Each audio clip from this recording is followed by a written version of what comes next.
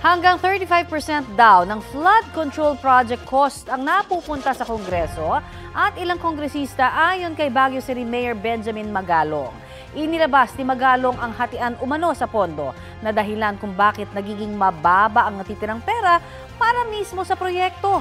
Balitang hatid ni Maki Pulido.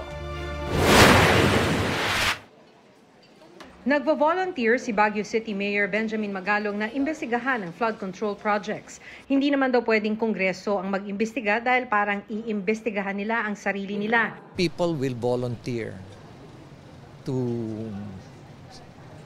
submit pieces of evidence. Pati mga people involved, basically.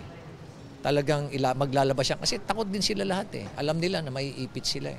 Ayon kay Magalong, kalimitang moro-moro lang ang mga bidding.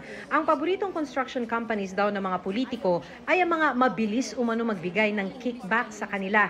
Sabi raw ng mga nakausap niyang kontratista, sa 100% na project cost, 25% umano ibibigay sa Committee on Appropriations ng Kongreso, 5 to 10% para sa kongresista na kung tawagin ay parking fee o pass-through, 3% sa Bids and Awards Committee ng DPWH at may 3% din ng mga lumahok sa moro-moro na bidding. Kung 12% ang kita ng construction company, 30% na lang daw ang matitira para sa mismong flood control project. Ang kwento nga dyan among the contractors, sabi niya, kung sino pa ang di pumipirma sa dokumento, siya pa ang may pinakamalaking porsyento. Sipin mo pag nagkakaso, di ba? Sinong kakasuhan? Yung mga nakapirma sa dokumento, sa kontrata, DPWH, at yung contractor. Pero yung pinakamalaking mga porsyento, ito yung mga politiko. Anong sabi? Paano sila masasabi? Ang Malacanang hinimok si Magalong na ilahad sa Pangulo kung anong may tutulong nito. May naiset na raw ng mekanismo ang Pangulo kung paano iimbestigahan ang mga proyektong ito.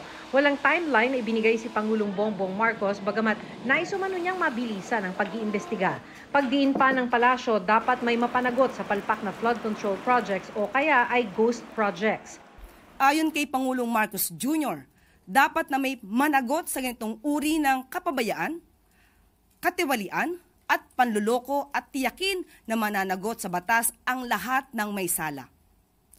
Nakakadismaya at nakapagtataka kung bakit napupunta sa mga pabayang contractors ang mga ganitong proyekto.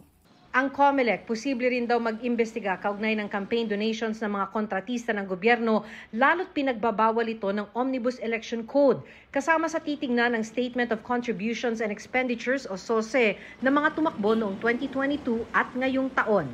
Hanggat hindi tapos yung prescriptive period, ay pwede po kaming gumawa ng lahat ng hakbang dahil nasa amin pong jurisdiction pa yan. Sa gitna ng mga issues sa flood control projects, mahigit 270 billion pesos ang ipinapanukalang budget ng DPWH para sa taong 2026. Mas mababa ito ng mahigit 75 billion pesos kumpara ngayong taon. Dapat ang implementing agencies po natin marunong mag-monitor ng mga proyekto to make sure na yung mga proyekto po ma-implement ng tama at saka sa tamang oras po. Sa ipinapanukalang budget, sabi ng DPWH, may mga bagong flood control project at bagong pondo para sa pagpapatuloy ng mga nasimulan na. Giit ni DPWH Secretary Manny Bonoan, mahigpit ang kanilang bidding process. Yung bidding process is a very structured process. It's an open competitive bidding po. Scrutinized naman sa legal, technical, and financial status of every bidder. DPWH ang pangunahing implementing agency ng mga flood control project.